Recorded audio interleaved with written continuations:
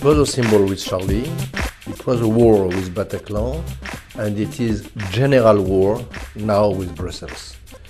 It's a sort of continental state of emergency. Europe is living now in state of emergency, not only France. It is not only war, it is general war.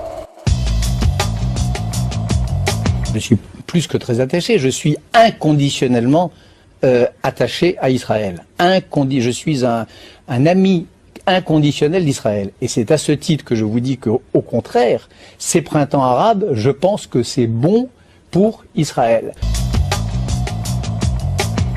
Vous êtes d'accord? Non, il n'a pas honte, lui, franchement. Il n'a pas honte, il ferait mieux de rester caché. Hein. Vous savez, je vais citer Audiard, les cons, ça ose tout, c'est d'ailleurs à ça qu'on les reconnaît. Parce que franchement, avec ce qui advient aujourd'hui, il ferait mieux de rester chez lui. Voilà, il y a monsieur... définitivement rien qui peut vous mettre d'accord. Enfin, si, sûrement, peut-être des choses, mais pas ça. Je veux dire, voilà quelqu'un qui a invité à bombarder la Libye, qui a invité à tuer des Libyens, sous prétexte qu'en tuant des Libyens, on rendrait possible la démocratie. On a détruit un État qui valait ce qu'il valait, mais avec lequel on pouvait discuter. On pouvait discuter avec un interlocuteur, l'interlocuteur qui était Kadhafi. Là, on ne peut plus rien faire avec la Libye, c'est une base extraordinaire pour le terrorisme aujourd'hui. Responsable de rien, coupable de rien, Bernard-Henri Lévy, il s'en vient de nous expliquer qu'il faudrait ceci, il faudrait cela. On a vu d'ailleurs des photos de lui récemment où il donne des conseils aux gens qui combattent, etc. Donc il y a juste un moment donné où il fait un peu de pudeur. Ce sont des criminels, ces gens-là. Leur politique est criminelle. On devrait commencer par arrêter cette politique. Un chef d'État qui voudrait être chef d'État dignement en France aujourd'hui pourrait dire on arrête cette politique internationale et on en aura une autre, plutôt indépendante, on n'a plus les moyens. L'assassinat de l'ambassadeur américain en Libye est de la responsabilité directe de Bernard-Henri Lévy. C'est de sa faute. Il porte le sang de cet homme qui en plus était un arabophile, plutôt c'était d'ailleurs un WASP, hein, c'était un WASP arabophile, et qui a été assassiné, sodomisé, massacré, etc., par les gens que Bernard-Henri Lévy a mis au pouvoir. Donc il faudrait demander des comptes à Bernard-Henri Lévy. Sur la Libye, hein, sur ce qui se passe en ce moment en Libye, on a quand même le recul pour vérifier. Hein.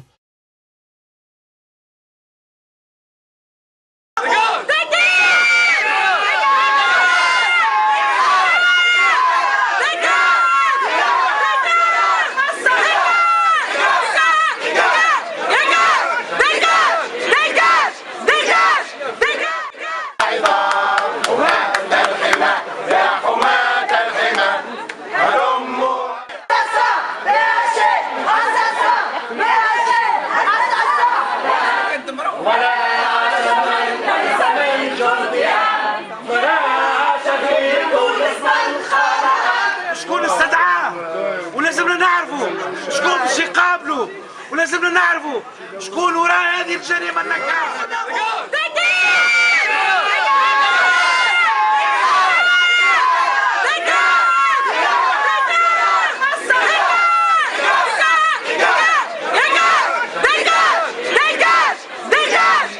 عاشق بقالي سنين ولا غيرك في بالي.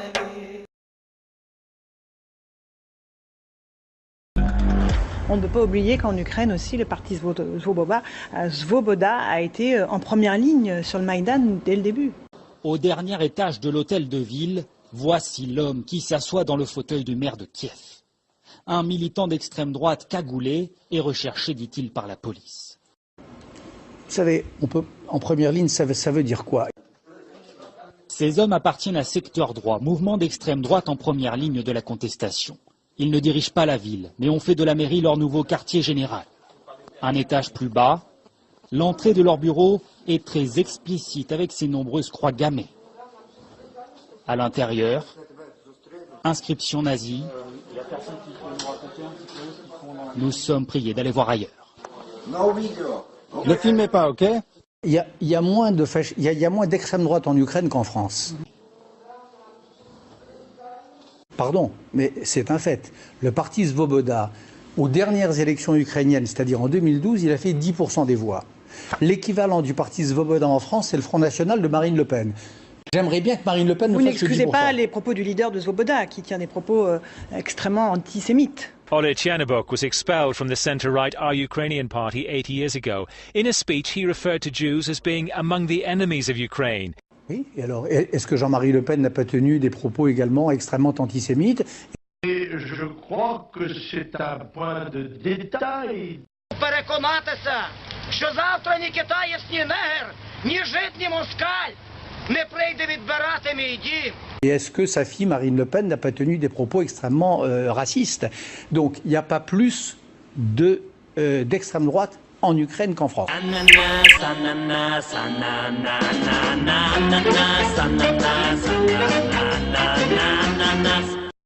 Peuple du Maïdan, Narod Maïdano, vous avez un lien, un rêve qui vous rassemble. Все єднає вас з нами. Ce rêve, c'est le rêve de l'Europe. Це правило, це і є Європа. Pas l'Europe des comptables, l'Europe des valeurs. Європа не бюрократів, а цінностей. Pas l'Europe des bureaucrates, l'Europe des principes. Європа не бухгалтерів, а Європа принципів. Pas l'Europe qui doute. Європа не та, яка сумнівається. Pas l'Europe fatiguée. Не Європа втомлена. L'Europe qui a foi en l'Europe. Європа, яка вірить в Європу. Et c'est très émouvant pour un Européen comme moi. І це дуже важливо для таких європейців, як я. Qui vient de cette Europe qui doute. C'est une Europe précise.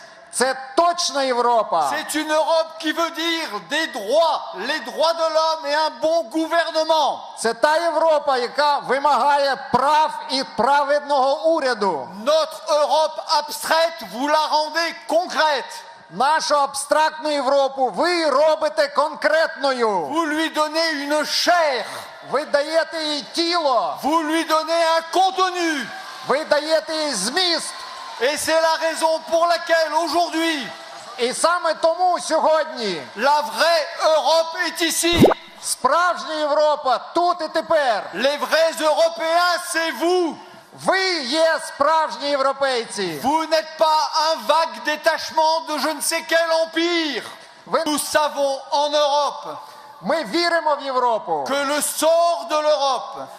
Доля Європи se joue ici sur Maïdan. Вирішується тут на Майдані тепер. Cette place de l'indépendance, ця площа незалежності, que vous avez rebaptisée depuis 2 mois place de l'Europe.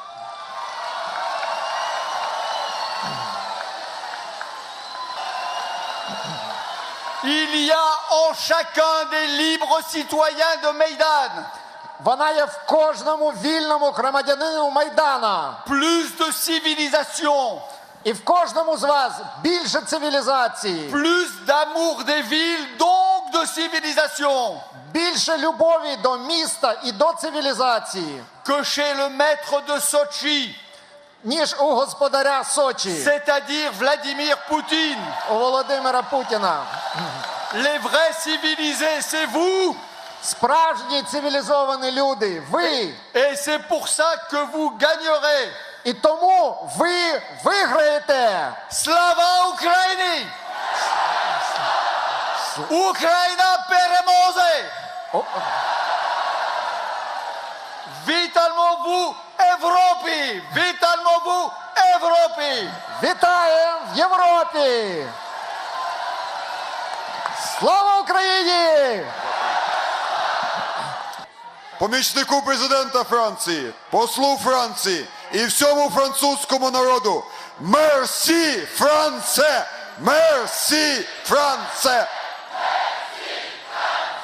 Merci la France, merci Français, merci Français, merci Français, grand merci.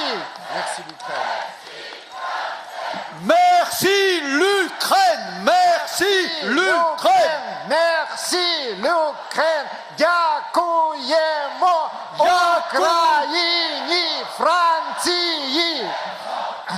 Дякуємо. Merci l'Ukraine, merci l'Ukraine. Дякуємо Україні і Франції. До зустрічі. Дякуємо.